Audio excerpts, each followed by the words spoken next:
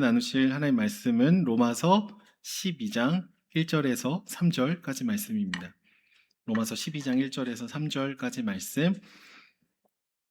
우리 말씀이 3절이니까요. 우리 한 목소리로 함께 읽도록 하겠습니다. 로마서 12장 1절에서 3절까지 말씀입니다. 시작.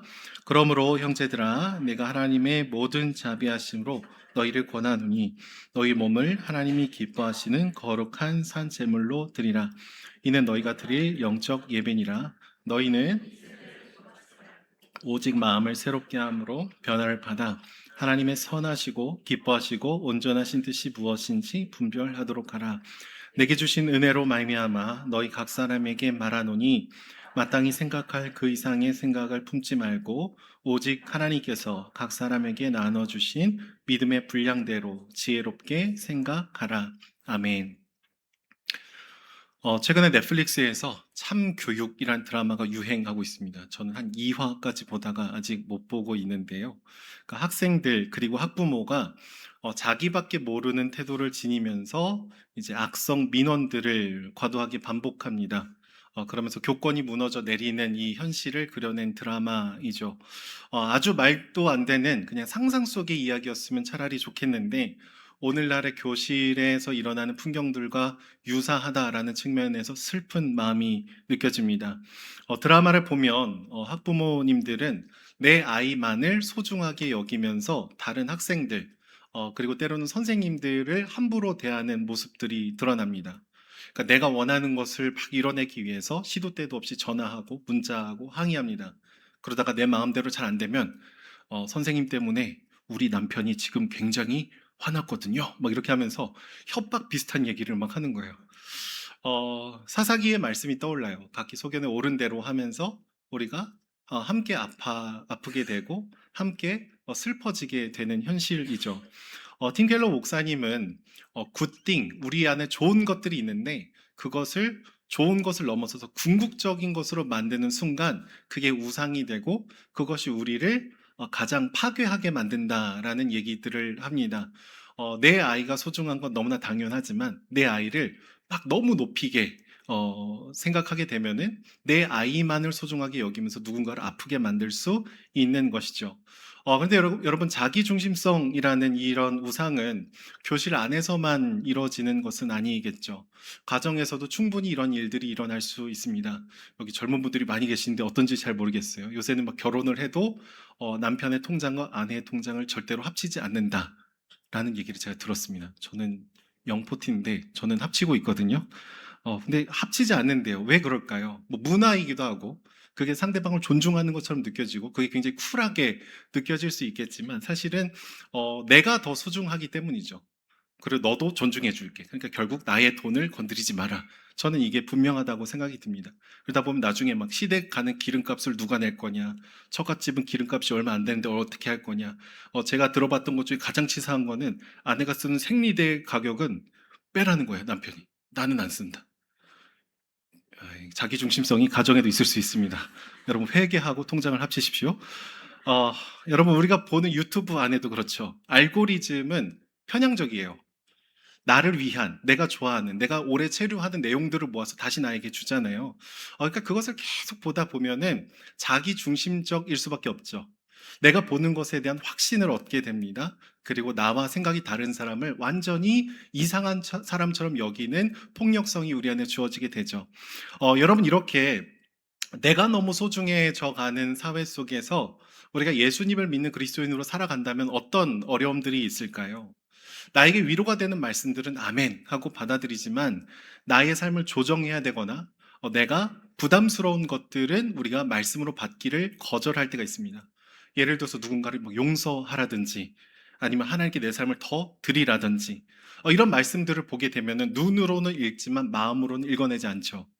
마치 영어 단어 스펠링을 딱 봤을 때 눈으로는 보지만 발음을 하지 않고 묵음 처리하는 것처럼 우리도 그렇게 내 기준에서 달콤한 말씀을 받고 쓴 말씀을 뱉어버리는 모습들로 우리가 신앙생활을 이어갈 수도 있죠. 심지어 우리가 예배를 드리는 순간에도 우리 늘 그런 고백을 하잖아요. 나를 위한 예배가 아니라 나를 드리는 예배가 되게 해주십시오. 우리는 이것을 굉장히 많이 강조하고 추구하고 있습니다. 나에게 익숙한 찬양, 뭐 나에게 익숙한 조명, 분위기, 이 여러 가지 것들을 통해서 결국에는 내가 오늘 예배에서 얼마나 좋았냐. 여러분, 이게 질문해 볼 필요가 있어요. 내가 좋으라고 예배 드리는 것이 아니라 하나님께 나를 드리는 예배잖아요. 근데 우리는 굉장히 많은 순간 오늘 좋았냐, 안 좋았냐. 오늘 찬양이 너무 좋았다. 뭐 말씀이 좋았다, 아니다. 내가 계속 모든 것에 중심이 서는 모습들이 예배 속 안에도 들어와 있을 수 있다라는 것이죠. 여러분, 이렇게 나라는 존재에 흠뻑 빠져 있는 상황에서, 그런 토양에서 복음을 얘기하고 은혜를 얘기하고 무조건적인 사랑을 얘기하면 이 복음을 듣고 우리가 어떻게 반응을 하게 될까요? 막 너무 감사하고 너무 고맙고 때로는 눈물 흘리고 막 그럴 때도 있지만 거기까지입니다. 하나님의 무한하신 사랑에 막 반응하다가 좋고 감사한데 주님 더 가까이 오지 마십시오. 당신은 그냥 나를 구원해 주시고 사랑만 해 주시면 됩니다. 나에게 많은 것을 요구하지 마십시오. 선을 확 긋고 주님 거기 앉아 계시라는 거예요. 여러분, 그러니까 은혜를 받았는데 우리 삶의 실제적인 변화로 이어가기 전에 어떤 장애물이 하나 있다는 거예요. 그게 뭐냐면 자기 중심성. 나라는 존재가 하나님보다 너무 소중해서 내가 받은 은혜는 감사하지만 실제로 나의 삶을 드릴 마음은 없는 굉장히 기이한 신앙생활을 이어갈 수도 있다라는 것이죠. 그러니까 예수 그리스도가 나를 위해서 구원해 주신 구세주이시지만 나의 주인이기는 싫은 겁니다. 왜 그럴까요? 내가 더 중요하거든요. 하나님이 나의 주인이 된다면 불편하거든요.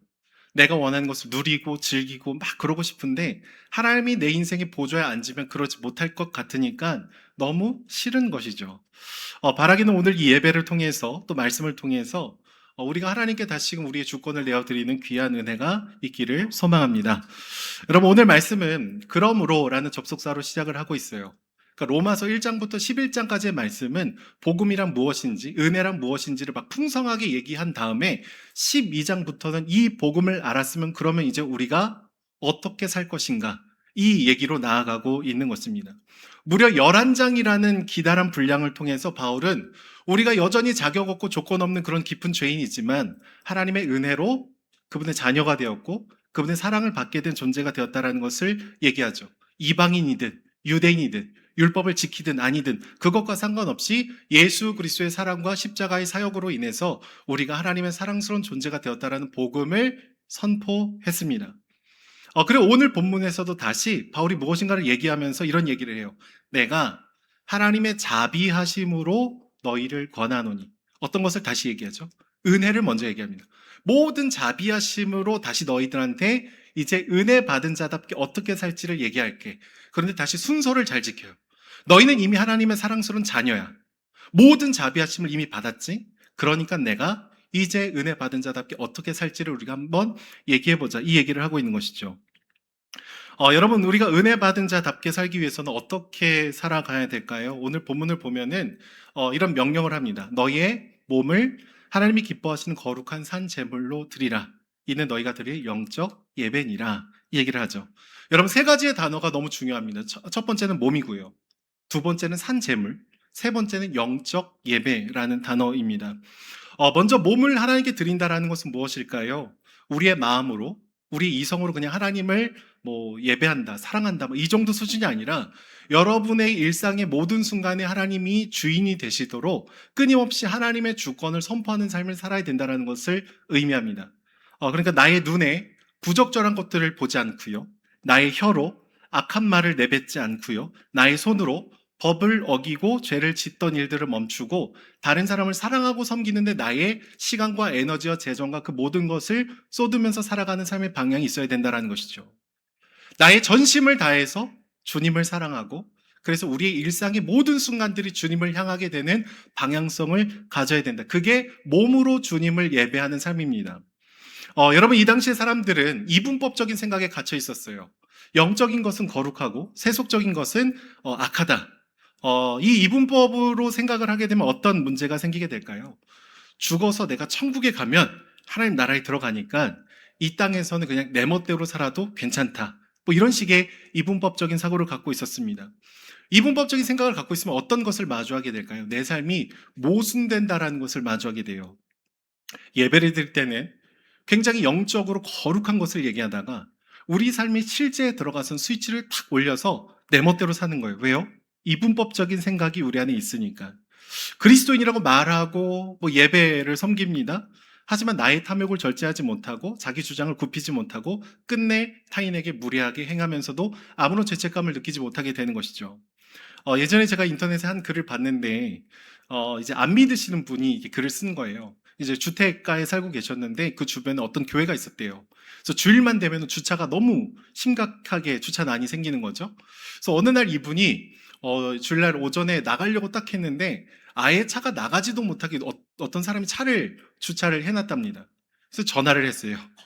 전화를 해서 이제 봤더니 막 찬양 소리가 들리고 알고 보니까 교회에 오신 분이 그 입구를 탁 막고 주차를 했던 거죠. 그래서 저기 죄송한데 차를 좀 빼주시면 안 됩니까? 그랬더니 갑자기 내가 지금 거룩한 예배를 드리고 있는데 왜 이렇게 전화를 하는 거야. 이따가 시간 되면 빼겠다고 하면서 끊었다는 거예요. 저는 이런 분들이 우리 교회에 없기를 소망합니다. 뭘까요? 예배는 거룩하고 나머지는 거룩하지 않아도 된다. 여러분 이런 상황이면 어떻게 해야 됩니까? 바로 나가야 돼요. 나가서 90도로 인사하고 사과드려야 됩니다. 정말 죄송합니다. 제가 그랬으면 안 됐는데 제가 너무 급해가지고 다음부터 절대로 이런 일이 없도록 하겠습니다. 여러분 그게 상식이죠. 그게 영적으로는 거룩하고 육적으로도 거룩하게 살려는 성도의 모습이어야 되는 겁니다. 또 로마서의 말씀에는 너 자신을 산 제물로 주님께 드려라 이 얘기를 하고 있습니다. 근데 여러분 구약 성경을 보면 제물을 어떻게 바치죠? 살아있는 동물을 가지고 와서 이제 죽이게 되고 피를 흘리게 되고 피를 뿌리고 뭐 껍질을 벗겨서 태우고 뭐 여러 가지 모습으로 제사를 드리잖아요. 근데 제물을 바칠 때 그 제물은 죽어 있습니다. 그런데 오늘 본문은 뭐래요? 제물인데 살아있는 제물. 이거는요, 약간 어울리지 않는 두 개의 단어를 결합시켜 놓은 겁니다. 왜 그럴까요? 예수 그리스도를 통해서 이제 우리는 죽을 필요는 없죠. 그런데 살아있는 우리 안에는 끊임없이 꿈틀거리는 죄성의 마음들이 있다라는 것입니다. 그래서 살아있지만 날마다 우리가 자기 십자가를 지면서 주님께 나를 내어놓는 그런 삶을 반복해야 되기 때문에 산 제물로 너를 드려라 이 얘기를 하는 것이죠. 예전에 제가 어떤 영상에서 이제 불판에 살아있는 장어를 탁 놓고 뚜껑으로 확 덮는 장면을 본 적이 있습니다. 장어가 어떻게 반응할까요? 막 있는 힘을 다해갖고 막 뛰쳐나오려고 막 합니다. 그 음식점 직원은 뚜껑을 꽉 닫고 있어요. 왜 그렇죠? 조금이라도 힘을 빼면 얘가 막 꿈틀거리면서 튀어나오기 때문이죠. 여러분, 우리의 죄된 본성이 그렇죠. 예수 그리스도를 믿었고 그분의 은혜를 알지만 여전히 우리 안에 해결되지 않는 죄된 본성이 우리 안에서 막 힘을 내면서 꿈틀거릴 때가 훨씬 더 많죠. 내 멋대로 살고 싶고 내 성질대로 말하고 싶습니다. 말씀이 무엇을 원하는지 모르는 바 아니지만 내 생각, 내 성향 그대로 살아버리고 싶은 마음들이 우리 안에 솟구쳐 오를 때가 있죠. 근데 산 제물로 나를 드린다라는 것은 나의 모든 꿈틀거림을 인정하고 끊임없이 자기 십자가를 지면서 하나님의 주권 앞에 나를 내어 드린다라는 것이죠. 날마다 나는 죽노라 이 고백을 하는 것입니다. 여러분 이런 얘기들을 막 듣다 보면은 와 예수님 믿기 너무 힘들다. 그리스도인답게 사는 거 너무 버겁다. 막 이런 마음들이 찾아오게 되죠. 그런데 바울은요 물러서지 않습니다. 한 발자국도 뒤로 물러서지 않으면서 이것이 너희가 드릴 영적 예배니라 라고 얘기해요. 여러분 영적 예배라고 하면 무엇이 떠오릅니까? 막 눈을 감고 갑자기 막 뜨거운 체험을 하고 신비로운 경험을 하면 그것이 영적 예배일까요? 오늘 여러분들의 성경을 보시면 영적 예배 옆에 가로하고 1 이렇게 돼 있어서 이제 아래 보시면 각 주에 합당한이라는 단어가 적혀 있는 성경들이 많이 있을 겁니다. 그러니까 헬라어로 보면은 영적 예배라는 것은 합리적인 예배, 합당한 예배, 영어로는 rational, 이성적인의 어근이 되는 로기코스란 단어가 쓰여져 있습니다. 그러니까 이런 거예요. 그냥 은혜를 받고 좋고 감사하니까 이제 내 멋대로 살아도 되겠다. 이게 아니라 우리에게 무한한 사랑을 주신 그분께 내가 나의 주권을 내어드리는 것은 지극히 상식적이고 합리적이고 이성적이다. 라는 거죠. 여러분 합리적이지 않습니까? 우리에게 부담이 되지만 저는 이 말씀을 묵상하고 나서 어떤 것이 떠올랐냐면은 호세아서의 말씀이 떠올랐어요.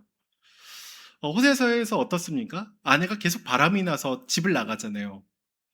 근데 남편이 아내한테 하는 사랑이 어떤 것입니까? 합당하지 않은 사랑을 주죠. 그 아내의 모습과 어울리지 않는 사랑을 계속 부어줍니다. 용서해주고, 안아주고, 다시 돌아오라고 얘기합니다. 합당한 사랑을 줬으면 이 아내는 버림받아야 마땅합니다.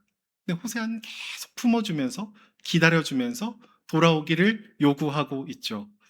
그의 존재에 어울리지 않는 사랑을 주는 겁니다. 자격과 조건을 따지지 않는 사랑을 부어주는 겁니다. 그런데 여러분, 우리를 향한 하나님의 사랑이 그렇죠. 로마서 1장부터 11장까지 우리가 계속해서 살펴봤던 게 뭐예요? 나는 자격이 없고 난 연약하지만 내게는 구원받을 만한 자격과 조건이 하나도 없는데 주님께서 나를 위해서 죽기까지 사랑해 주셨다. 우리의 존재와 어울리지 않는 비합리적인 사랑이 우리에게 부어져 있는 겁니다. 그러면 여러분, 우리가 우리의 삶에 하나님을 주인으로 모시고 내 삶의 주도권을 주님 앞에 드리는 것은 합당하죠. 이거는 나에게 과도한 요구가 아니라 여러분, 우리가 주님 앞에 드릴 수 있는 최소한의 반응입니다.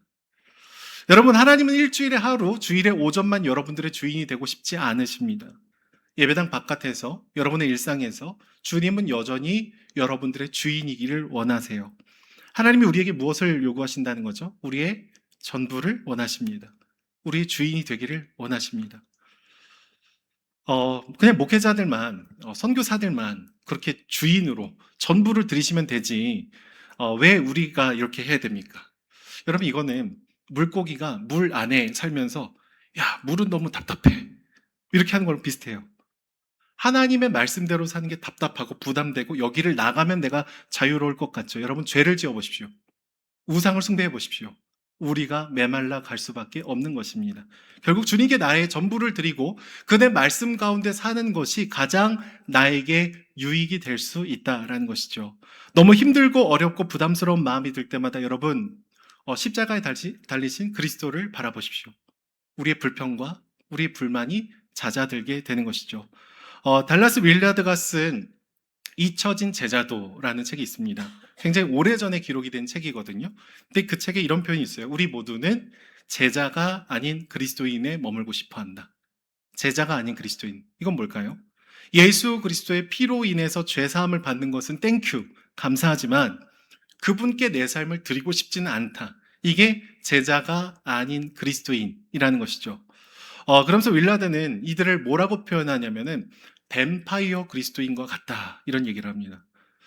예수의 피만 바라보고 주님을 위해서는 살 마음이 전혀 없는 그 고백을 드리는 거죠. 근데 여러분, 우리가 로마서 1장부터 11장까지의 말씀을 보면서 우리가 탐구했던 것은 무엇이죠? 은혜였습니다. 감사였습니다. 자격도 조건도 없는 우리를 무한히 사랑하신다. 우리는 그분의 피를 원할 수 있지만 그분은 우리를 혼내시는 게 아니라 모든 피를 다 부어주시면서 무한한 사랑으로 반응을 하는 것이죠. 그 무한하시고 합리적이지 않은 사랑을 우리가 끊임없이 목도하게 되면은 우리는 정신을 차리고 우리의 삶의 주도권을 주님께 드리게 되는 것이죠. 하나님, 당신이 나의 주인이기를 소망합니다. 우리는 이 고백을 드리게 되는 거예요. 여러분, 이게 상식적이죠. 합당한 것입니다. 우리가 받은 최소한의 반응을 주님께 드리는 것이죠. 가끔 청년들을 보면은 그 연애를 하다가 남자친구가 군대에 가게 되는 것들을 보게 됩니다.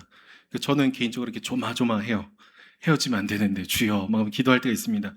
그런데 남자친구가 군대 갔는데 오랜 기간을 기다리는 자매들이 있어요. 아주 신실한 자매들입니다. 휴가 때마다 남자친구의 일정에 다 맞춰줘요. 다른 형제들이 가만히 두지 않고 끊임없이 플러팅을 하는데도 눈길도 주지 않습니다.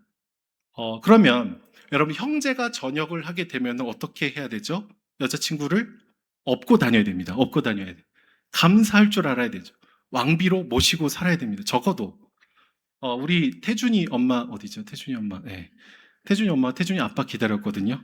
군대 가기 전부터 사귀었다가 왕비로 모시고 사는 줄로 믿습니다. 네, 아빠가 갑자기 눈을 마주치지 못하고 있어요.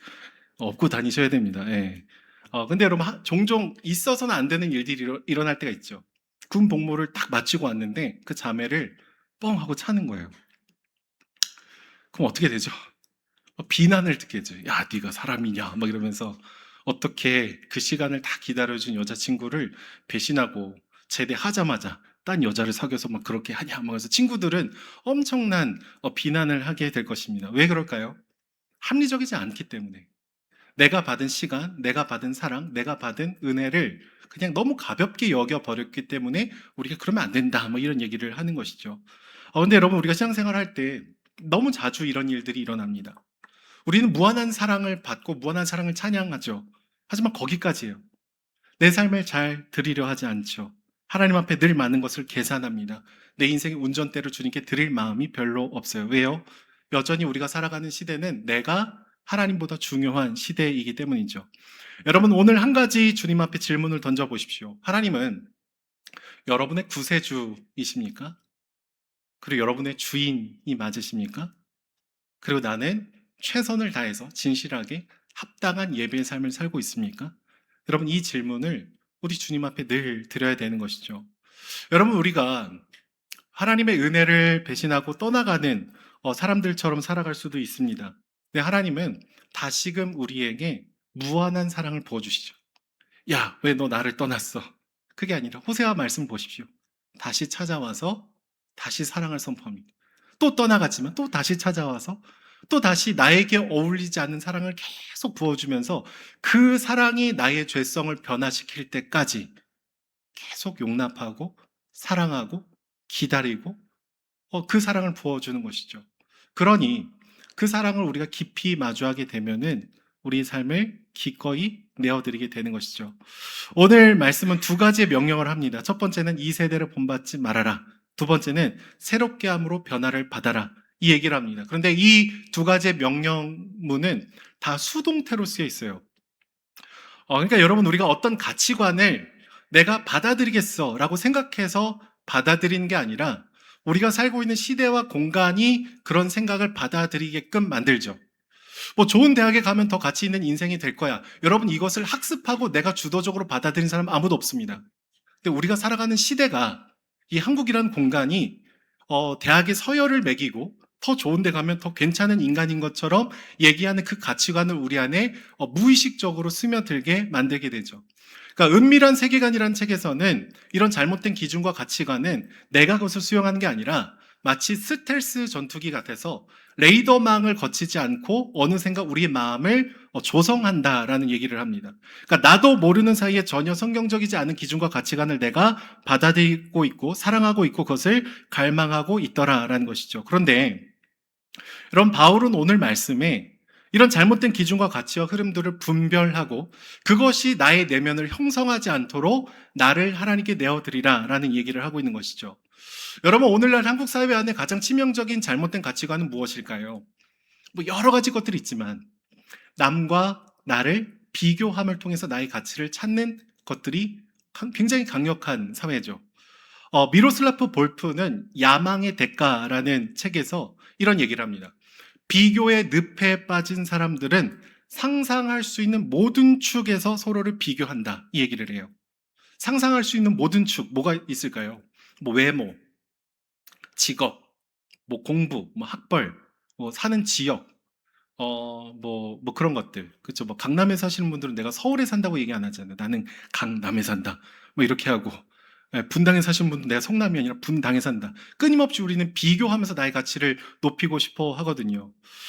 그런데 이 책의 맨 마지막에 어떤 것이 기록이 되어 있냐면은 어린 아이들의 경우에는 한 번에 얼마나 많은 계란을 먹을 수 있는지까지를 비교한대요. 여러분, 그렇잖아요. 얼마나 빨리 먹냐 이 싸움 하거든요. 저희 집에 애가 셋인데 한 명이 빨리 먹어서 칭찬하면 나도 빨리 먹겠어 막 이런다고요. 그러니까 우리의 본성에 끊임없이 비교할 수 있는 모든 것을 다 동원해서 내가 저 사람보다 나아야 된다라는 조급함이 있습니다. 내가 존귀한 사람이 되려면 누가 필요하죠? 나보다 못난 타인이 반드시 필요해요. 나보다 뭔가 부족한 사람이 있어야 내가 꽤 괜찮은 존재가 되는 것이죠. 그러니까 내가 높아지기 어려울 때는 상대방을 비난하는 방식으로 나를 높이는 일들이 일어나게 됩니다. 그러면 반드시 우리가 지치고 탈진하게 되죠. 비교는 딱 두 가지만 우리에게 남겨놓습니다. 교만해지거나 비참해지거나. 이 중간은 없어요. 나보다 못한 것 사람 앞에 가면 갑자기 막 교만해지고 나보다 꽤 괜찮은 사람 앞에 서게 되면 굉장히 비참해지는 이 이상한 감정이 왔다 갔다 하죠. 그래서 어떤 이들은 남과 비교하면서 자기의 존재를 팽창시키는 분이 있고 어떤 분들은 남과 나를 비교하면서 스스로 열등감을 느끼시는 분들이 있습니다. 근데 하나님은 오늘 말씀에 어떤 것을 얘기할까요? 이런 말씀을 하십니다. 마땅히 생각할 그 이상을 품지 말고 하나님이 각 사람에게 나누어 주신 믿음의 분량대로 지혜롭게 생각해라. 그럼 이 말은 뭘까요? 믿음의 분량대로라는 건 내가 더 세게 믿어. 내가 더 약하게 믿어. 이게 아니라 믿음의 방식대로 나를 보고 믿음의 방식대로 누군가를 바라봐야 된다라는 얘기예요. 그러니까 나를 막 높일 필요도 없고요. 나를 쪼그라뜨릴 필요도 없다. 왜요? 예수 그리스도께서 우리를 위해서 죽기까지 사랑하셨기 때문에. 그 선을 넘지도 말고 그 선을 낮추지도 말라라는 것이죠. 이것이 지혜라고 얘기합니다. 여러분, 하나님이 여러분 한 사람 한 사람을 바라볼 때 어떤 눈으로 바라보실까요? 여러분들이 실수하고 잘못할 때는 흐린 눈으로 보세요. 흐린 눈. 안경을 벗고, 영태하다 못 봤다. 어, 그리고 우리를 사랑스러운 모습을 보실 때 안경 끼고 보시면 내가 널 사랑한다. 왜요? 우리의 모든 연약함과 죄책을 그분께서 다 십자가에서 지고 가셨기 때문이죠. 아무리 내가 연약해도 주님은 나를 예뻐해 주시는 분이시죠. 내가 너를 죽기까지 사랑한다. 내 아들이다. 내 딸이다라는 것이죠. 여러분, 그래서 우리가 우리 스스로를 바라볼 수 있는 정체성은 어느 경계선 안에 있어야 됩니까? 나 누구누구는 예수 그리스도께서 나를 위해서 죽기까지 사랑하신 존재다. 여러분, 이 경계선 위에 있어야 됩니다. 넘어서도 안 되고 낮아져서도 안 된다라는 거예요. 우리의 정체성은 사실 그게 전부여야 하죠. 어떤 분들이 어떤 소유를 갖고 계시던, 어떤 직업을 갖고 계시던, 어떤 대단한 일을 하시던, 여러분, 교회 안에서는 그 조건이 무의미해져야 됩니다. 새벽 기도 설교 때 제가 언급을 했었는데, 유진 피터스는 책을 저술하면서 교회 공동체 안으로 들어올 때 우리는 나를 수식하는 모든 조건들을 내려놓고 들어와야 된다라는 얘기를 합니다. 여러분, 내가 얼마나 부자이든 그리스도 앞에서 떵떵거릴 수 있는 부자 없습니다. 내가 얼마나 초라하든 그리스도의 생명을 부어주신 존귀함을 훼손시킬 만한 조건들이 우리 안에 없다라는 것을 고백해야 돼요. 먼저 우리는 그리스도 앞에서 모두가 은혜가 필요한 죄인이고 주님의 은혜와 사랑을 받은 자로서의 정체성을 기억을 해야 되는 것이죠. 단지 이 무한하신 사랑이 내게 부어져 있는 그 정체성이 우리의 전부여야 된다라는 것입니다. 하지만 여러분, 죄된 우리의 본성은 우리의 바깥에서 갖고 있는 것을 계속 가지고 예배당 안으로 들어오려고 해요. 나의 사회적인 위치, 지위, 직업, 평판, 공동체 안으로 갖고 들어오고 싶어 합니다. 또 반대로는 공동체 안에서 나의 조건을 만들어내려는 분들도 있습니다. 나의 열심, 나의 헌신, 남들보다 더 많이 기도하는 시간, 이런 것들로 나를 증명하려 하죠. 근데 여러분, 오늘 복음의 지혜는 무엇이라고 얘기합니까? 마땅히 생각할 것 이상을 품지 않는 것. 그게 지혜입니다. 비교의 방식이 아니고, 입증의 방식이 아니고, 은혜의 자리에서 나를 발견하는 것이죠. 여러분, 이게 우리의 정체성이 될 수 있기를 소망합니다. 여러분, 그럴 때 비로소 우리는 복음을 누리고 나라는 존재를 넘어서서 하나님의 부르심을 받게 되는 것이죠. 그런데 2절 말씀의 두 번째 나온 명령은 뭘까요? 새롭게 함으로 변화를 받아라 라는 얘기를 하고 있습니다. 수동태 명령형으로 또 쓰고 있어요. 그 이유는 뭘까요? 여러분, 내가 새로워지고 내가 변화를 받는 것이 아니라 나를 새롭게 하시고 변화시키는 분이 주님이시다. 성령께서 우리를 새롭게 하실 거다. 변화시킬 거다. 이 얘기를 하는 것이죠. 저는 저와 여러분들이 말씀을 들을 때마다, 말씀을 읽으실 때마다, 여러분들 기도하실 때마다 끊임없이 성령께서 나를 어떻게 바라보시는지를 계속 상상하면서 마음을 여시면서 살아가실 수 있었으면 좋겠습니다. 하나님께서 분명히 주시는 감동이 있을 것이고 깨달음이 있을 거예요. 그것에 나를 개방하면서 주님을 위해서 살아갈 수 있어야 되는 것이죠. 마치 탱고 춤을 출 때 리드하는 사람과 따라가는 사람이 정말 서로에게 온전히 집중해서 누가 인도하고 누가 따라가는지를 모를 만큼 하나가 되는 것처럼 성령께서 우리를 이끌어 가실 때 우리는 그것에 반응하면서 걸어갈 수 있게 되는 것이죠.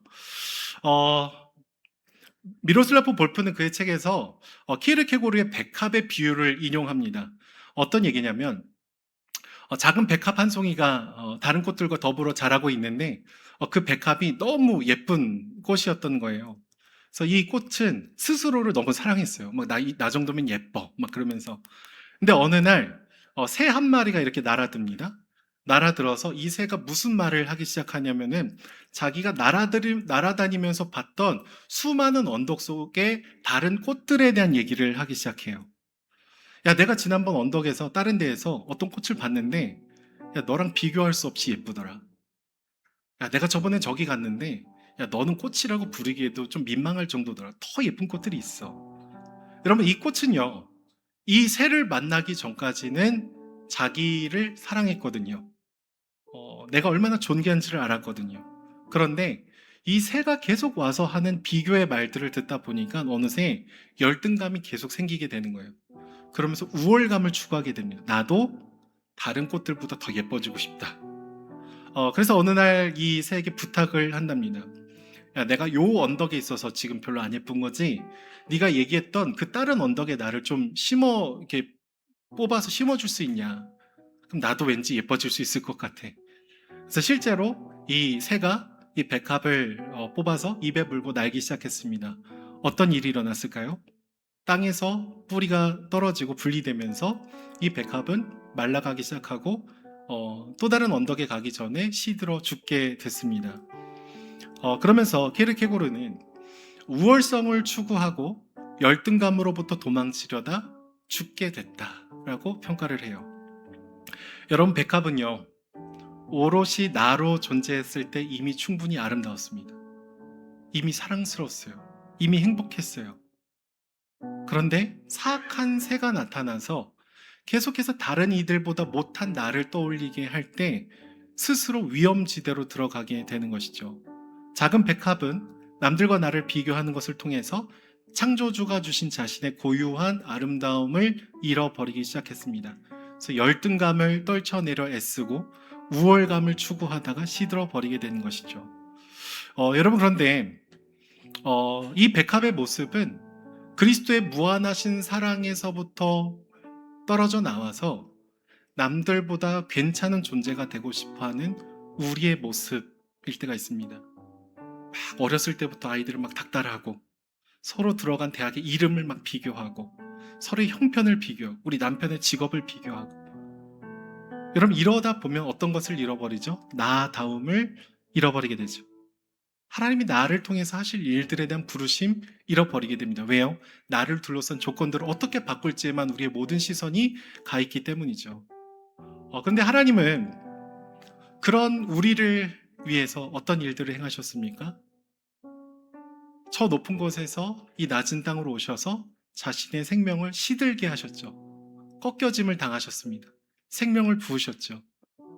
그리고 우리에게 더 이상 그런 방식으로 살지 않아도 된다. 이 세대를 본받지 말아라.